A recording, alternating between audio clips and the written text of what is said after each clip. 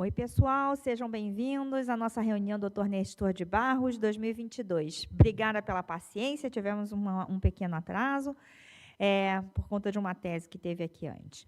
Mas meu nome é Erika Endo, sou médica assistente do Instituto de Radiologia do Hospital das Clínicas da Faculdade de Medicina da USP. E gostaria de lembrar, antes de tudo, que isso daqui é uma reunião aberta e interativa. Então, você pode abrir o microfone, comentar ou fazer perguntas depois da aula, né? Você também pode assistir ao vivo ou rever as reuniões gravadas no seu YouTube.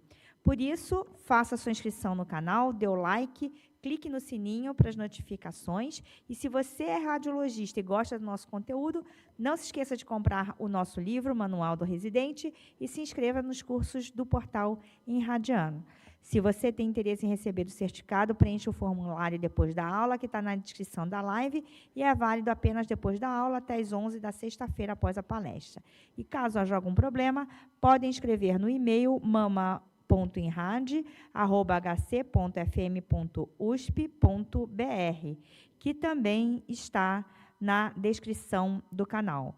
Hoje nós temos com vocês um tema muito interessante, que é lesões B3 na ressonância magnética, dicas de interpretação e manejo no rastreamento de alto risco e estadiamento. E com vocês, nós temos a doutora Daniela Gianotti, nossa convidada ilustre, que é médica radiologista e coordenadora do grupo de radiologia mamária do Hospital Sírio-Libanês. Com você a palavra, Dani. Obrigada aí pela espera. Imagina, obrigada a você pelo convite, Érica, é sempre um prazer, enfim, voltar a casa e, enfim, ter a oportunidade também de participar aqui desse canal que tem disseminado aí, tem elevado o nosso conhecimento aí na radiologia mamária. Obrigada pelo convite mais uma vez, Érica. Eu vou compartilhar aqui a tela.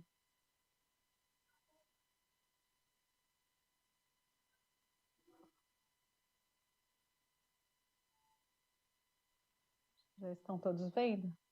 Na verdade, essa foi uma aula que eu dei no Imagine esse ano. A Érica sugeriu que, enfim, nós voltássemos aí ao tema pela acho que importância, né, e a dificuldade, acho que de todo mundo aí de categorizar B3 na ressonância no dia a dia. E acho que é um tema interessante de nós conversarmos mesmo. Vai ser, na verdade, vou falar passar um pouco sobre interpretação e manejo. Acaba sendo uma visão. Vou colocar um pouco dos balizamentos, né, que eu uso no dia a dia aí para fazer, né, a classificação, já que a gente não tem, né, de fato, uma classificação, o que é a lesão B3, mas eu vou colocar um pouquinho aí das balizas que eu coloco para mim no meu dia a dia para avaliação aí da ressonância magnética. Então, eu gosto sempre de passar, né, que para qualquer exame de imagem, para você fazer qualquer tipo de interpretação de exame de imagem, você tem que conhecer, né, o protocolo, conhecer o que você está fazendo. Então, só passando aqui esse slide rapidinho aqui, não vou ficar falando sobre técnica, mas só para pontuar que a gente tem que conhecer, né, temos que saber com que tipo de protocolo nós estamos lidando e com que tipo de imagem, né, que isso vai estar relacionado com as limitações e dificuldades também para a interpretação. Dani, só queria pedir, também, no modo de tela cheio, por favor.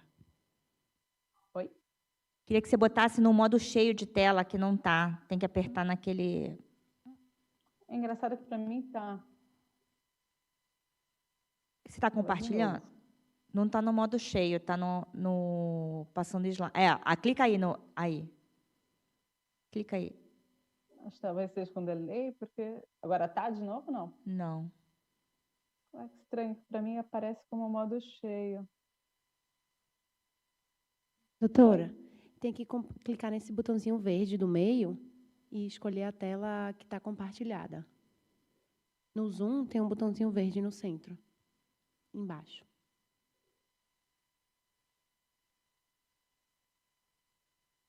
Não vejo. Passa só o mouse para baixo, aí vai ter um nome compartilhar conteúdo. Ou share screen, embaixo. Para baixo, para baixo, para baixo, mais para baixo. A sua setinha está para cima. Abaixo do slide tem um... Compartilhar conteúdo ou share screen. Mais vou para parar baixo. de compartilhar e vou Agora, ó, recompartilhar. share screen, ó, embaixo. Isso, teoricamente eu já estava compartilhando. É que você estava compartilhando outra tela. Agora foi. Tá certo? Agora foi. Então, tá bom. E aí, posso continuar daqui, Érica? Pode, tá ótimo. Bom, e aí outra coisa, outro item que acho que é importante, principalmente para quem está começando, né, especialmente para quem está começando na radiologia, né, é conhecer aqui esse card, né, enfim, e ter esse card ali no dia a dia que ele acaba, que ele vai ter a nomenclatura do que se usa no BIRADS que a gente está usando atual, né, a gente está na expectativa aí da atualização, que deve sair no começo do ano que vem, enfim, mas ele serve também não só para nós nos habituarmos, né, com a terminologia, mas também acaba servindo com um roteirinho aí de análise. Só que essa tela. Bom, passou. Então, eu acho que o mais importante também é desenvolver uma análise sistematizada, né? E aí, nesse contexto, acho que um dos itens mais importantes para a gente fazer a análise da ressonância acaba sendo a avaliação do realce de fundo, essa percepção, né, da intensidade, do padrão de distribuição do realce de fundo. Por quê? Porque o realce de fundo ele é um limitante, ele acaba sendo um dificultador, né, para análise, né? Tem esse estudo aqui que foi publicado no Radiology que olhou especificamente para isso, né, analisou a performance de análise em função do realce de fundo do parênquima, né? E a conclusão foi que o realce de moderada intensidade ou realce intenso, ele está associado a maior taxa de interpretação anormal, né? A gente acaba recomendando um maior número de biópsias sem que isso modifique, né, a taxa de detecção de câncer, ou seja, ele acaba diminuindo a especificidade da ressonância, né? Então, acho que o primeiro item, o item mais importante aí na análise, quando a gente vai começar um exame, a fazer a leitura do exame de ressonância, é olhar o padrão de realce e entender esse padrão de realce de fundo e a distribuição e quais as limitações que ele pode causar aí na nossa interpretação, né? Então, aqui fica bem, acho que óbvio, né, que é muito mais difícil nós interpretar, essas são imagens, né, de pós-processamento, as imagens MIP. Eu, normalmente, no meu dia a dia, eu sempre começo olhando pela imagem MIP, porque eu acho que ela dá essa ideia, né, das dificuldades que nós vamos encontrar, ou dá uma ideia muito fácil de onde está o problema, né, do que eu tenho que ir atrás. Então, é muito mais fácil você fazer uma interpretação de uma mama dessa, fica bastante imediato, né, a gente identificar que tem uma alteração aqui na mama esquerda, né, do que identificar onde está a alteração aqui na mama, nessa mama que tem um realce de fundo mais intenso. Mesma coisa, né, nessa mama aqui, né, uma mama menosdensa, a gente vê que, óbvio, que tem um extenso realce aqui assimétrico, né, um padrão de distribuição segmentar. Enfim, eu acho que essa é a mensagem em relação ao realce de fundo, que é por onde eu gosto de começar a fazer a interpretação. Outra coisa é conhecer, né, quais são as qualidades, né, as limitações dos exames de ressonância magnética, um exame que ele tem uma altíssima sensibilidade para identificação de carcinoma invasivo, né, e também tem uma alta capacidade de identificação de carcinoma in situ, né, especialmente não baixo grau. E, dessa forma, ele é um bom método para avaliação de extensão das lesões. Isso aqui, só para exemplificar, é uma paciente com um aglomerado de calcificações puntiformes e amorfas, que foi feita a mamotomia, era um CDS in situ, HER2 positivo, né? E aqui a diferença, né, da avaliação do exame mamográfico para a ressonância, né? A ressonância tem essa capacidade de mostrar essa extensão maior aí da lesão, então é um exame que se presta bastante para isso.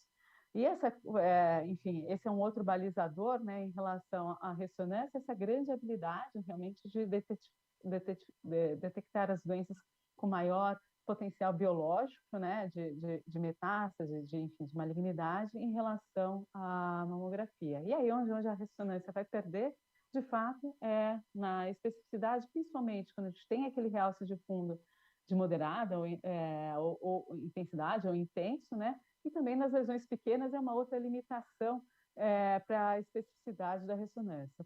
Porque as lesões menores, especialmente de 1 centímetro menores do que 1 centímetro, A gente precisa lembrar que a ressonância dos métodos de imagem que nós usamos mais comumente, mamografia e ultrassom, ela tem a menor resolução espacial, né? Então, a conspicuidade entre a lesão e o tecido adjacente, às vezes, nem sempre ela é tão precisa quanto se nós avaliarmos no ultrassom ou, eventualmente, até mesmo na mamografia, se for uma mamografia favorável, né? Então, ter essa compreensão na interpretação das limitações também aí da ressonância, especialmente em relação a realce de fundo e tamanho de lesão, né? Então, depois de ter feito essa abordagem inicial em relação ao padrão de realce de fundo, a gente passa para a identificação ou caracterização das lesões, né? E aí a gente vai seguir olhando todas as outras sequências que foram adquiridas também, né? Então, as sequências sem saturação de gordura, o estiro ou T2, eventualmente a difusão, né? Se você tiver já conseguido integrar no teu protocolo, e a série dinâmica também, eu não vou falar, enfim, do FAST, né? Mas, enfim, a série dinâmica como um todo também, aí dependendo do que você conseguiu integrar já aí no seu protocolo. Em relação ao BIRADS-3, só falando aí conceitualmente, né? A gente acaba fazendo uma transposição, né, do que a gente tem na mamografia e no ultrassom, né? É uma alteração que, a princípio, ela tem que preencher aí os menos de 2% de risco de malignidade, né? Tem que ter um segmento que é considerado seguro, né? Você espera que a lesão não aumente, né, no intervalo de tempo, e se houver um aumento, nesse intervalo de tempo, a princípio de 6 meses, se houver um aumento, isso não represente uma piora no prognóstico, né, uma mudança no prognóstico da paciente, né? E a finalidade principal, na verdade, de você classificar uma lesão B3 seria você reduzir o número de biópsias, né, e você aumentar a especificidade dos métodos de imagem como um todo. Em relação à ressonância, né, o BIRADS-3 ele é colocado como uma categoria intuitiva, né, e associada à experiência do observador. Acho que por isso também nós estamos conversando aqui, que é essa ideia de trocarmos essa experiência, porque é uma categoria intuitiva, né? Então, é muito frustrante também, porque a gente vai acertar e vai errar, né? Então, a ideia é trocar um pouco aí, né? É sempre complicado a gente errar talvez para mais, né? Enfim, deixar de fazer um diagnóstico mais precoce, né? Então, faltam padrões objetivos, né? Os valores preditivos positivos não estão bem estabelecidos, né, para a ressonância, para as alterações na ressonância, como, por exemplo, estão para o ultrassom, né, os de nódulo, a morfologia do nódulo, o eixo em relação à pele, enfim, todas aquelas características que o Stravos começou descrevendo lá e que foram tão bem integradas e que funcionam tão bem aí no ultrassom, a gente acaba fazendo uma transposição para a ressonância, mas especificamente para a ressonância, a gente não tem isso ainda bem estabelecido, né? E outra coisa é o tempo de segmento, né? Se a gente pode, de fato, fazer essa transposição, será que é suficiente, né? Esses 6 meses para a ressonância, 1 ano, vamos seguir por 2 anos, a partir de quando a gente faz o downgrade do B3 para o B2, também isso tudo ainda não está bem definido para a ressonância. Existem, né, vários esforços aí para tentar aumentar a especificidade, né? Uma das possibilidades, e acho que a gente tem tentado integrar, e ainda não é muito simples de integrar no dia a dia, é a difusão também, ainda faltam mais dados, mas acho no dia a dia eu tenho tentado também usar como balizamento aí essa publicação, é só como referência, né? Às vezes ajuda a me orientar para alguma decisão na classificação. Essa publicação do EUSOB, né, em relação à difusão, um consenso foi publicado aqui em 2019, com a ideia de você agregar uma análise quantitativa, né, que possa também orientar ali na decisão de como categorizar, né? E ela é bastante interessante, eu acho que é uma tecnologia que está melhorando, a gente consegue cada vez mais diminuir aqueles artefatos de distorção, consegue deixar começando a conseguir padronizar mais entre os aparelhos, que acho que essa é uma das dificuldades que, pelo menos aqui no nosso serviço, nós temos dificuldades de integrar de fato a difusão no protocolo como todo, porque nós temos uma diversidade de aparelhos, nós temos pelo menos 10 aparelhos, né? E, enfim, nem todos têm o mesmo desempenho aí na aquisição aí da imagem de difusão. Então, às vezes, isso pode ser um limitador, talvez um serviço menor, você consiga isso já agregar de forma mais fácil. Mas quando a gente consegue fazer, eu tenho entendido como uma informação útil, né? E acho que é algo promissor também. Acho que a tecnologia vai melhorar, né? Já melhorou muito do que nós tínhamos da difusão antes para agora, né? E é isso, e todas as publicações têm mostrado que é uma informação que ela independe do padrão de realce de fundo, né, o que ajudaria aí nessa dificuldade da sensibilidade nessas situações, mas é algo que ainda está caminhando. Só para exemplificar, só para falar dessa tabelinha, enfim, não sei se todo mundo conhece, mas é um artigo bastante interessante, né, e aí ele coloca os ranges. No dia a dia é difícil, porque os ranges acabam ficando, né? A gente tenta partir para uma informação mais objetiva, né? Quantitativa, aí a gente olha que os ranges acabam sendo um pouquinho amplos, né? E tem sobreposição também, mas acho que juntando tanto as informações, né? Qualitativas, né? Visual, aqui a imagem da difusão mesmo, né? Aqui o mapa ADC, né? Que é a lesão pré-contraste. Com a informação quantitativa, eu acho que essa lesão era um nódulo oval, né?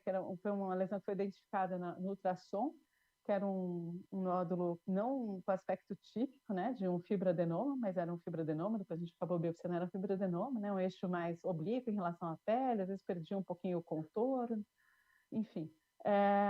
Mas na ressonância, ele parecia, de fato, tinha todas as características que falavam mais a favor de um fibroadenoma. Tinha hipersinal em T2, era um oval circunscrito, e essa informação aqui da difusão, que era compatível ali com aquele range de lesão mais para benigna, né? Mas a gente acabou também biopsiando em função do aspecto. Mas só para exemplificar, que eu acho que é um balizador que eu tenho tentado integrar no meu dia a dia, tentado me acostumar mais com essa ferramenta, com as possibilidades aí de se fazer os cálculos, né?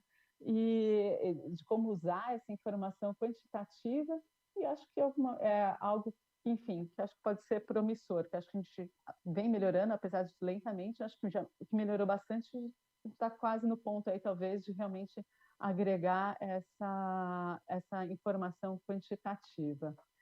Na prática, então, enfim, o que a gente eu uso mais, enfim, para me balizar é separar as lesões entre lesões nodulares e lesões não nodulares, né?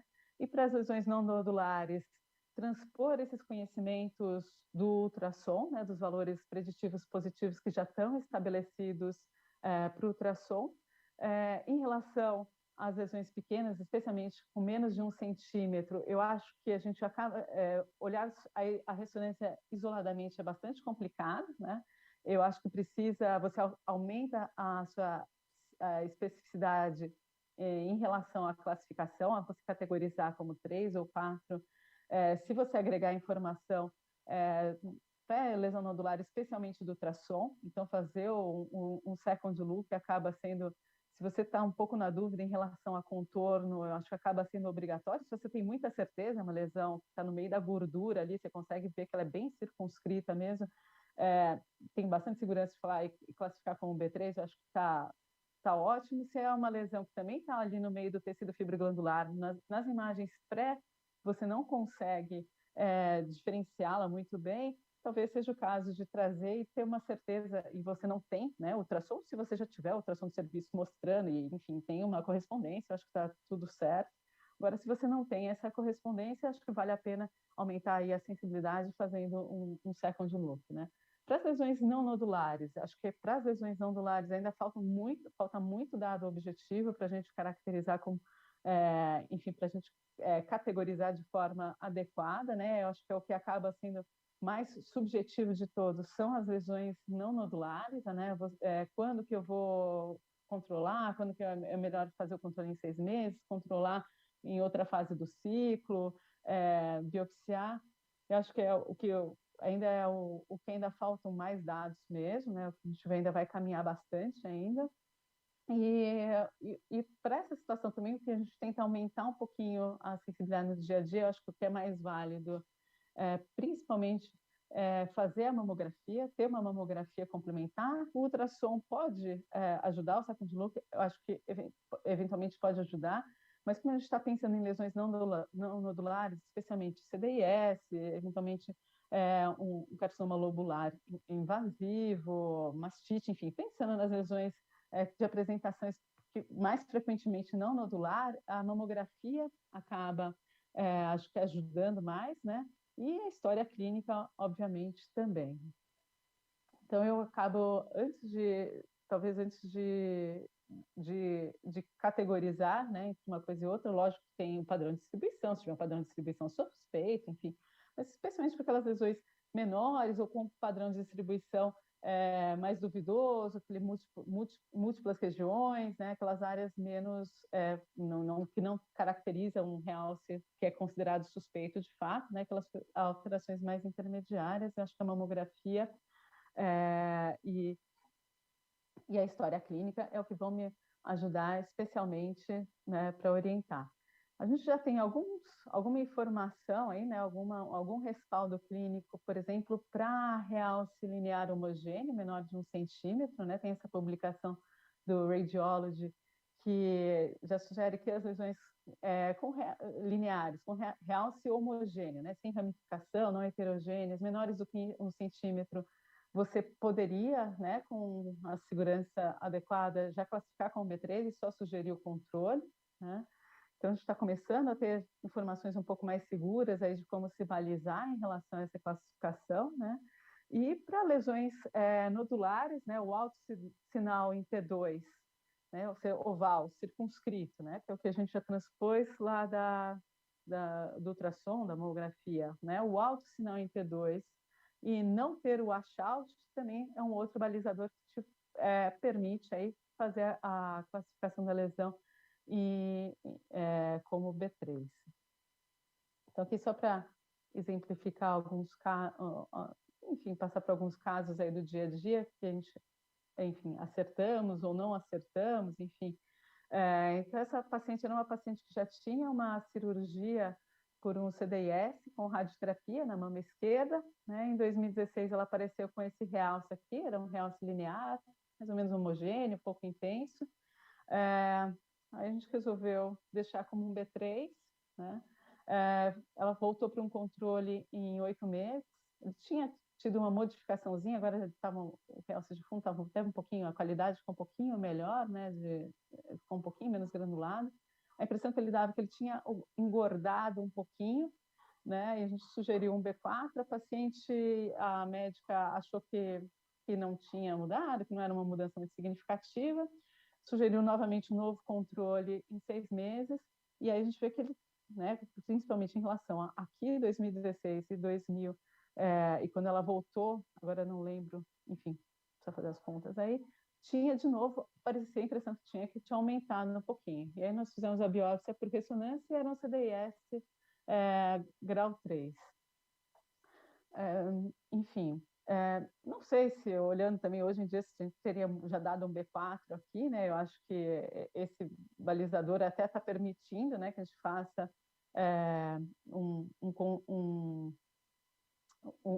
sugira um controle, mas vê que tem muita sobreposição entre achados benignos e achados suspeitos, né? Então, era uma paciente que já tinha uma cirurgia por CDIS, não necessariamente isso colocava ela como um alto risco, né? Que é uma coisa que é bastante incômoda para a gente.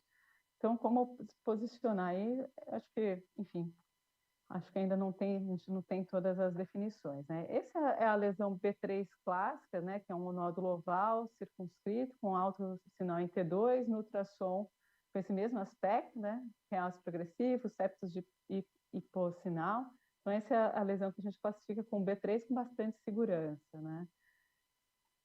Na verdade, ela era um tumor, foi feita a biópsia também, porque ela é uma paciente com lifraumene, né? Essa é outra dificuldade, aí falando um pouco das pacientes de alto risco, né? Se a gente já tem segurança ou não o suficiente nessas pacientes que a gente sabe que tem um altíssimo risco de ter um câncer de mama, se a gente vai conseguir fazer um downgrade ou não. Como ela era uma paciente lifraumene, acharam melhor biopsiar, né? Apesar de ser uma lesão com características benignas, né? Tanto no ultrassom quanto na ressonância, e na biópsia acabou ficando entre um fibroadenoma e filóides. Eu acho que essa paciente deve ter operado depois, eu não tenho o segmento dela, mas ficou.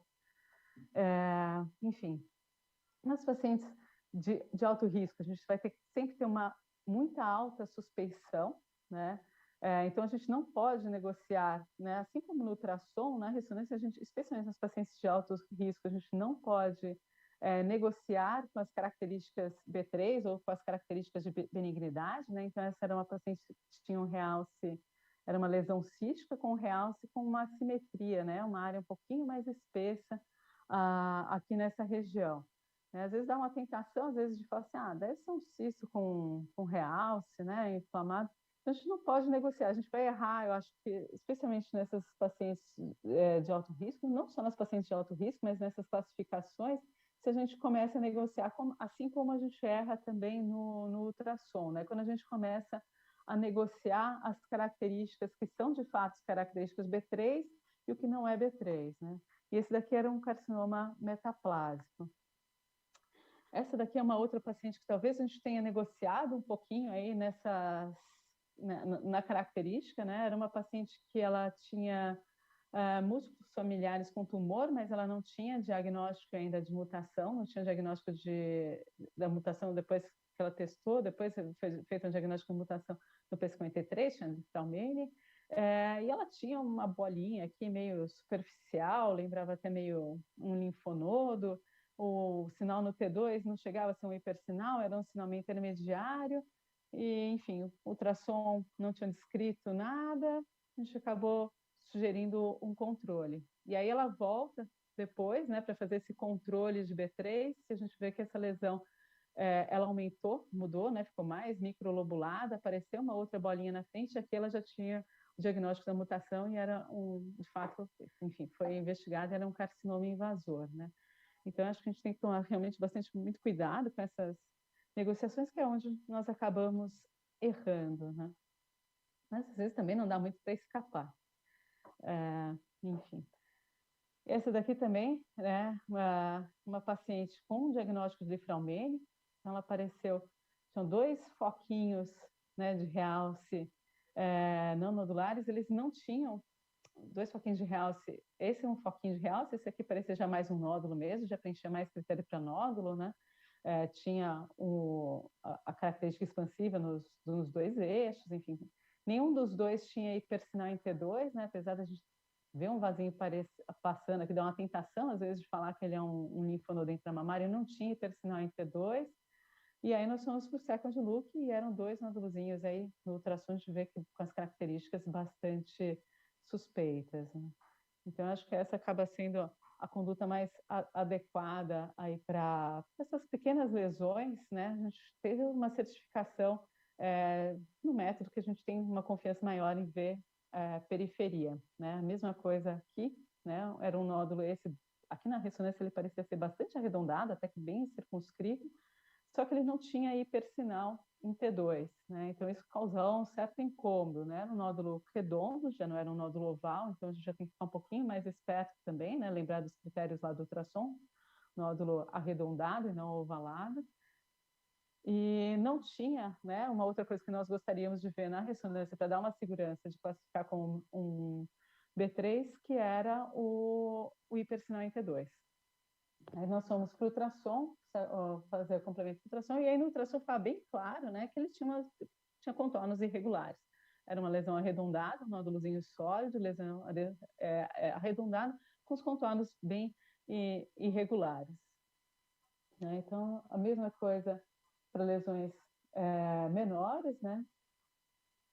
Então, lá não tem hipersinal em T2, essa daqui, na verdade, na mamografia, no ultrassom, ele era também uma lesão muito, muito difícil de ver, mas na mamografia ela tinha uma distorção arquitetural. Então, olhar em conjunto todos os exames é fundamental, especialmente, acho que para essas lesões pequenas, era um foco único, né, isolado, que já torna ele suspeito, né, captação precoce, então ele era, assim, precoce, mas às vezes dá uma tentação, assim, um foquinho só, né, uma paciente veio para rastreamento, nem tinha uma indicação tão precisa de estar fazendo a ressonância, mas a gente vai olhar, né, se a gente agrega a outra informação, a gente aumenta bastante a nossa especificidade em relação a essas lesões pequenas também, né, e aqui estava a lesão, que no second look do ultrassom também ele era meio desafiador de achar, né? Nós vimos bem aqui na tomosíntese, era nódulo irregular. Não é porque tem hipersinal em T2, acho que aqui nem ficou tão bom assim, mas ele tinha um pouquinho mais de sinal aqui em T2, que é benigno, né? Então, nas pacientes de alto risco, que a gente tem que ter mesmo, é uma altíssima suspeição, tá? Em relação a coisas pequenas e tentar se balizar aí pelos critérios que já tem. Então, ela tinha uma captação de realce precoce, né, um foco único, numa mama que já era uma mama com uma adenectomia. A paciente tinha uma mutação em BRCA1, né, e já tinha uma mastectomia profilática, e apareceu esse outro foquinho, que no ultrassom também ele era meio desafiador, mas era a única coisa que tinha, era uma lesão com hipersinal, e era também um carcinomia mamária, tá?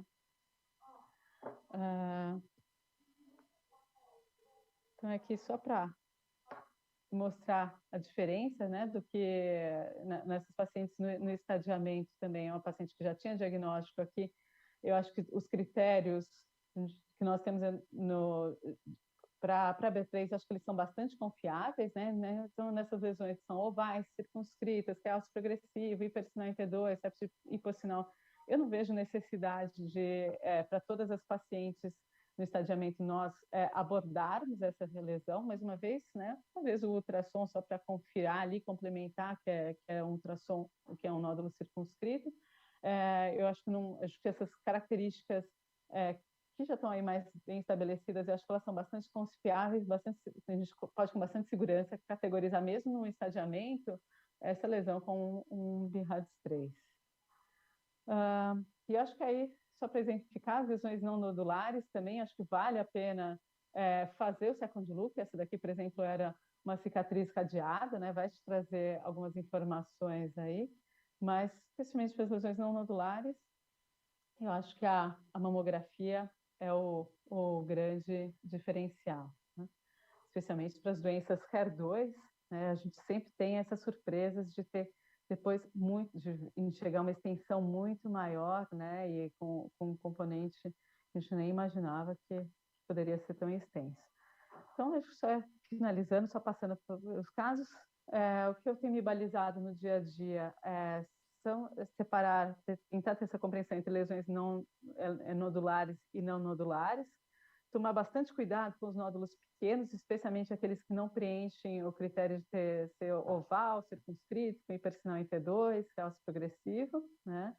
E tendo qualquer dúvida e não preenchendo esses critérios, a gente achando que dá vontade de dar um B3, é melhor antes de dar o B3, ou até mesmo antes de dar o B4 também, para não dar B4 para tudo, fazer um ultrassom complementar, né?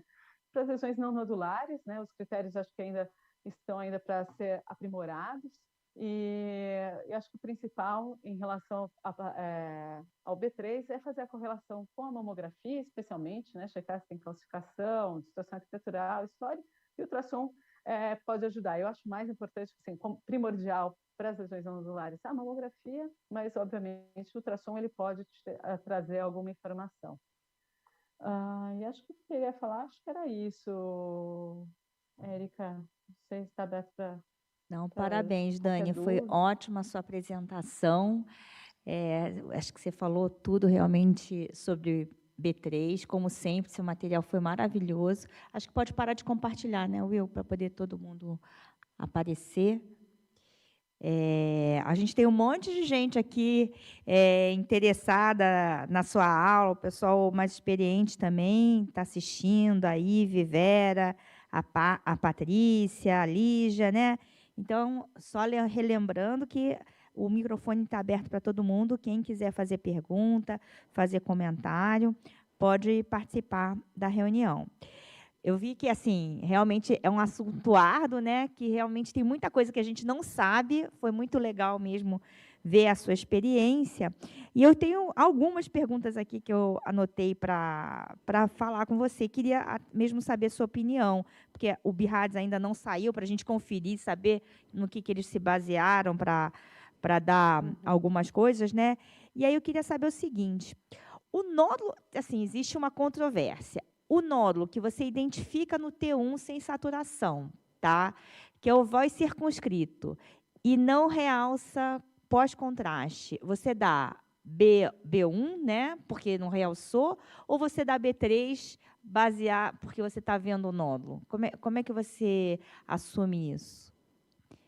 Se ele é um nódulo oval circunscrito sem captação de contraste, Érica, de verdade, eu dou B2. Você dá B2? Não, isso é No controverso. É geral, assim, eu dou B2 no também, geral, porque não eu realça e a dou ressonância é B2. baseada no realce, né? Então, eu dou B2 porque Exato, não o resto não realça. tem. Mas tem gente Se que ele fala, tiver não, uma mas é captação lenta, B3, progressiva, é. Oi? desculpa, e já tem documentação também estabilidade no ultrassom, eu sempre vou tentar procurar, antes de classificar na ressonância, fazer a correlação com os outros métodos, né? Se eu não conseguir, se ele tiver um realce que capta ainda, mas sendo um realce tardio, então eu acabo deixando como B3. Mas se ele não tiver captação e é um nódulo oval circunscrito, que não capta, eu descrevo como benigno. Eu também faço isso. Como é que você faz? Não, bom, se encerrou o assunto, eu queria fazer uma outra pergunta. Pode fazer. Tudo bem, Dani? Parabéns ao Oi, Flávio. tudo bem? Muito boa aula. Eu queria saber, a gente no ultrassom e na mamografia, a gente já tem mais estabelecido esse B3 e essa evolução e essa adesão das pacientes. Eu queria saber, na sua experiência, como é a adesão das pacientes para B3 na ressonância, visto que é um exame um pouco mais difícil e mais custoso e tudo mais, se você tem tido algum problema com relação a isso no segmento. A gente vê que às vezes tem, sim, que às vezes os próprios ginecologistas acabam esquecendo, né, de pedir, mesmo que a gente sugira explicitamente, às vezes acabam sugerindo. Eu acho que tem sido 50%. Tem algumas pacientes que, no geral, elas atrasam um pouco mais. Tem algumas pacientes que são bem caxias e voltam nos 6 meses, né? E aí depois aí você fica de novo com a dúvida, peço mais 6, né? Peço mais uma. Se é paciente de alto risco, acho que mais 6, não vai ter muito jeito. Acho que o melhor método para rastrear a paciente que, de fato, né, é estabelecida como alto risco é a ressonância, né? Então, é voltar quando é o paciente tem aquele risco que a gente não, né, intermediário, que a gente não tem ainda direito qual que é o manejo ideal, acaba passando para 1 ano, mas a gente vê que as pacientes, no geral, na ressonância, acho que elas atrasam um pouco mais para fazer o controle, e algumas não fazem, a maioria faz, eu acho que faz, mas com certo atraso, viu, Flávio? Mas o pessoal tem aderido, sim. Se a gente escreve, acho que explicitamente, é importante você fazer o controle em 6 meses com ressonância magnética, porque às vezes o colega acho que faz, vou alternar com ultrassom, vai ser suficiente, mas ou com a mamografia, né? Mas não é o que nós gostaríamos de ver, né? Não é o real que a gente gostaria de ver. Então, Tá. Mas acho que no geral, se a gente escrever, eu acho que elas têm aderido, sim, atrasa um pouquinho. Tá. E a outra coisa dentro desse mesmo assunto, por exemplo, essa definição de nódulo que você deu para B3, você vendo que é um nódulo que não apareceu em outros exames, e que é um nódulo que muito provavelmente é um fibroadenoma, você também sugere, mesmo dando B3, que seja feito um second look, uma tentativa de identificação através da ultrassonografia ou mamografia para melhorar um pouco esse segmento, ou você não costuma fazer esse tipo de recomendação se você dá um B3? Eu escrevo sim, Flávio, né, que eu considerar, né, a complementação com o exame ultrassonográfico, né, para melhor orientação do método de segmento em 6 meses, né, porque eu acho que realmente a ressonância ela é um exame mais caro, né, ela é um exame mais custoso, né, é um exame que nem sempre as pacientes consideram confortável, aquela posição em decúbito ventral, o apoio, né, no externo, injetar contraste, né, apesar da gente trabalhar com contraste muito seguro, existe aí alguma questão, né, uma dúvida teórica em relação ao contraste, então acho que a gente não deve usar sem necessidade, né? Mas eu costumo colocar assim, mas não sei se nem sempre fazem, mas eu costumo colocar assim, acho que se achar no ultrassom, acho que está ótimo. Se fizer uma correlação adequada, a gente cai para um outro capítulo, que é a correlação, né? Que tem que fazer uma correlação realmente adequada, né? Para ter certeza que uma coisa é a outra, mas eu acho que vale sim, acho que é bem adequado, e se der para ver, você tem certeza que é a mesma coisa no ultrassom, mais adequado fazer pelo ultrassom mesmo. E até a coisa dos contornos que você falou também, né, da morfologia. Legal, obrigado, Dani. Eu queria fazer...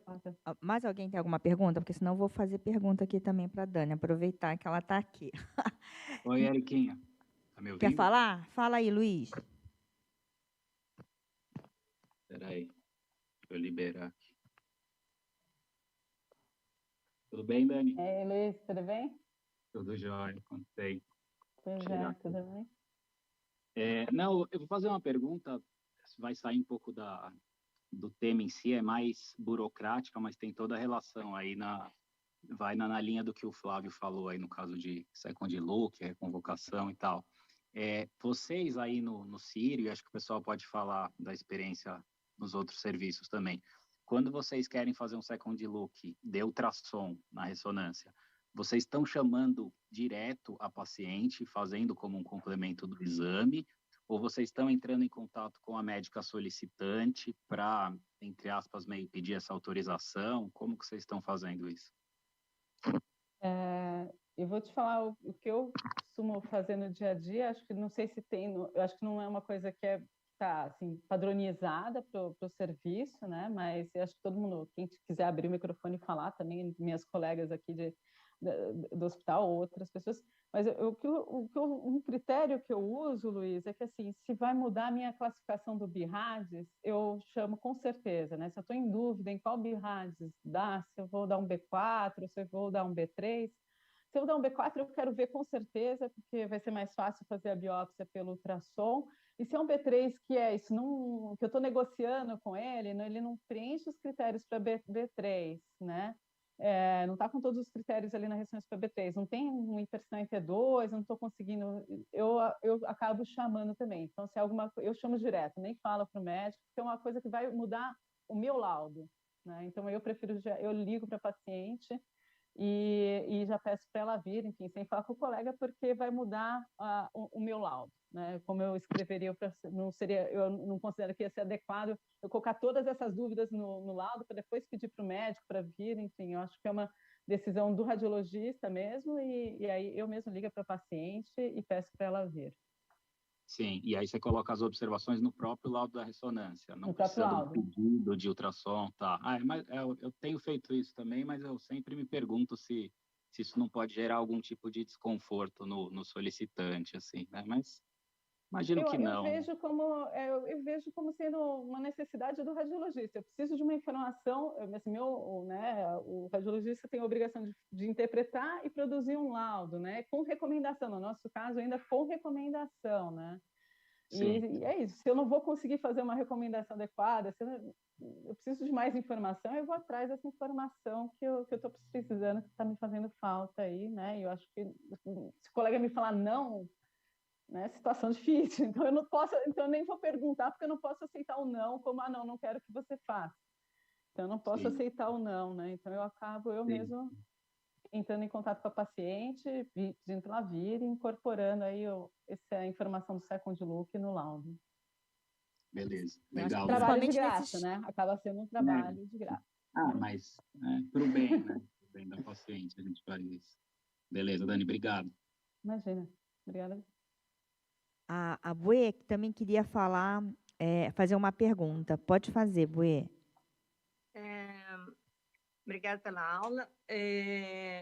Eu queria saber qual é a sua experiência com o surgimento desses tumores como tumores malignos, como apresentado na sua apresentação, pós adenectomia profilática. Porque no simpósio de sábado a gente falou muito sobre genética, teste genético. Nessas pacientes pós-adenectomia, acho que assim, a primeira coisa é avaliar, né, a quantidade de... Sobrou tecido nativo, né? Tem a possibilidade de ter unidade do ducto lobular terminal, né? Então, existe uma possibilidade teórica ali de se desenvolver um tumor, né? Um tumor maligno, né? E aí a gente sabe da literatura que quanto mais espesso, né, esse tecido nativo, né, mesmo que você não veja elemento fibroglandular, né, basta você ter uma gordura muito espessa, que acaba às vezes sendo meio complicado, aí você tem um risco potencial ali um pouco maior, né? E aí o que a gente vê no dia a dia é que, especialmente essas pacientes muito jovens, né, que tiveram câncer muito jovem, tendo elas o diagnóstico ou não de mutação, que são as que estão mais propensas a ter recidiva, né, e a ter e se elas tiverem diagnóstico de mutação, são essas que a gente vai olhar com mais, o paciente BRCA1 com mais atenção ainda.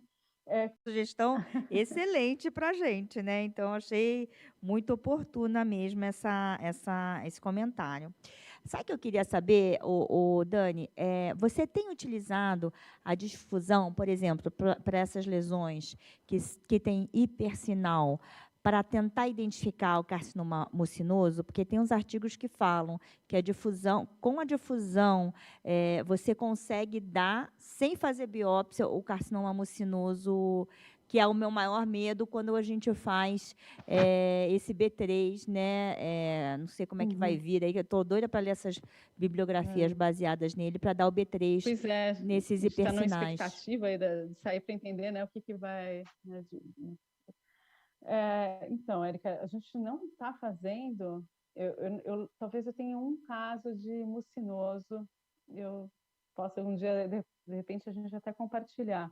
Mas, como eu falei, a gente não consegue fazer a difusão com a mesma qualidade em todos os aparelhos. Então, nós não estamos fazendo em todos os aparelhos. Então, acaba sendo uma coisa meio randômica. E eu não lembro de ter conseguido, assim, de ter esse diagnóstico, né, de ter o mucinoso, né, e aí depois de colocar paciente e fazer isso, esse processo ao contrário. Eu não lembro de fazer isso. O que eu posso dizer é que, assim, nas pacientes, nos aparelhos que a gente está conseguindo fazer bem, sem distorção, a difusão, eu tenho ficado assim, cada vez para nódulo, né? Cada vez mais satisfeita com o nódulo. Acho que só que os valores quantitativos ainda, se você for muito ali ao pé é difícil, não é tão fácil de usar o valor quantitativo, né? Porque às vezes sempre cai naquelas sobreposições, enfim, de você tomar a morfologia e o padrão de captação acabam ainda pesando mais na decisão, né? Mas, em algumas situações, eu acho que ajuda, mas eu ainda tenho uma certa dificuldade aí com esse valor quantitativo, porque tem muita sobreposição ali no range. Eu acho que isso ainda vai melhorar, né? A gente adquirindo mais informações, mais dados, né? Desenvolvendo aí, de repente, algoritmos, né, de inteligência artificial também, isso também vai ajudar. Mas uma coisa que tem me deixado muito satisfeita é que a gente tem conseguido fazer, né, em alguns aparelhos com muita qualidade, sem ter toda aquela dificuldade de distorção que aparecia e está muito estável, né? É isso, eu não preciso ficar escolhendo qual paciente vai fazer. Assim, pode, né, então tem um aparelho que roda difusão para todo mundo, né? E faz de forma rápida, não acaba estendendo muito o exame da paciente, mas eu acho que especificamente em relação ao mucinoso, eu não lembro de ter tido essa situação para te falar. Eu vou até procurar e ver se eu tenho se a gente tem algum caso. Acho que talvez tenha, mas eu não lembro. E alguém mais quer fazer a última pergunta? Porque a gente já está quase acabando, que infelizmente a gente teve aquele probleminha, né? Bom, se ninguém tiver, eu vou perguntar aqui para a última. Lesão não nodular. Naquelas pacientes que têm muito realce de fundo, tem lesão não nodular, periférica, que você fica na dúvida se é realce do parênquima, se não é no realce do parênquima, você correlacionou com a mamografia e ela usa hormônio. Você ainda, antes de dar o B3, você dá o B3 e faz uma experiência, tirar o hormônio e depois fazer esse controle? Como é que é seu manejo para essas lesões que você tem dúvida se existe, não existe, se vai desaparecer, não vai? Como é que você faz? Acho que esses realces assimétricos, eu acho que aí vai meio caso a caso, viu, Érica? Né? Se a paciente tem... primeiro, acho que às vezes eu começo pensando assim, qual foi a indicação, né? Se era o paciente que tinha uma boa indicação, não veio só ver prótese, e a gente pegou e injetou o contraste, que nem era necessário, e aí ficou esse realce assimétrico. Então, eu acabo tendo... Aí vou tentando abrir chavezinhas ali, se a paciente tem alto risco ou não, assim, caracteriza, né, histórico e tal, e juntando informação, mamografia e ultrassom, às vezes nem faço o controle. Agora, se uma paciente está fazendo terapia de reposição hormonal, é sempre mais complicado, né, porque às vezes você fica naquele, né, ela não quer parar, dois, mas também vai continuar, se tem um realce assimétrico, né, será que eu estou colocando em risco? Enfim, é sempre complicado. Eu acho que foram poucos casos, experiência assim, da paciente parar, a gente quer fazer realmente a paciente topar, parar, fazer os 3 meses e a gente quer avaliar. E eu acho que esses poucos casos eles foram benignos, eram realmente transitórios, eu não lembro de nenhum maligno. Eu lembro só de um B3 que, voltando um pouquinho lá no assunto do intervalo que o Flávio falou, que a gente acompanhou, era uma lesãozinha, uma paciente jovem que tinha, assim, não tinha mutação, mas tinha histórico familiar de câncer de mama. A gente acompanhou uma lesão como B3 por 3 ressonâncias. Colegas, pessoas diferentes vendo, né? A gente fez, deu B3, 6 meses, deu 2 anos, nós voltamos para o B2. Aí ela fez mais uma ressonância dali a 6 meses, aí eu não lembro qual foi o primeiro exame, e o nódulo cresceu e era um carcinoma invasivo. Então, esse negócio do intervalo, realmente é um negócio que ainda dá um pouco de desconforto, né? Quando que a gente vai fazer o downgrade? Quando que a gente vai, de fato, liberar essas lesões, né? Que não são características, né? Não era um fibroadenoma, né? Essa lesão que não preenchia todos os critérios de fibroadenoma, mas ela ficou estável. Ficou estável durante 1 ano e meio e aí cresceu. Né? Então, aquela surpresa desagradável, né? Então, eu acho que ainda a gente tem bastante ainda muito para entender ainda, né? Para aprender e para poder fazer um manejo mais adequado. Eu acho que ainda realmente o B3 da ressonância, a gente está na expectativa de ver se essa nova edição do BIRADS vai trazer alguma luz para a gente.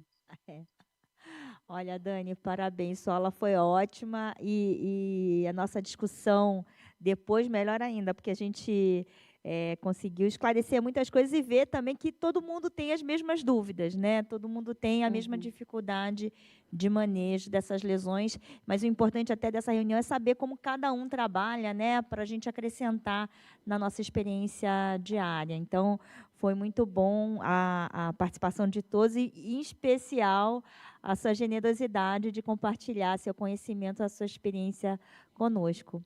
Então, acho que por causa do adiantado da hora, eu vou encerrar a reunião. De novo, muito obrigada a você, viu? E obrigada a todos que colaboraram aqui na reunião. Um beijo, Dani. Obrigadão, tchau, viu? Obrigada para todos que participaram aí. Tchau, tchau, pessoal. Bom rever. Obrigada.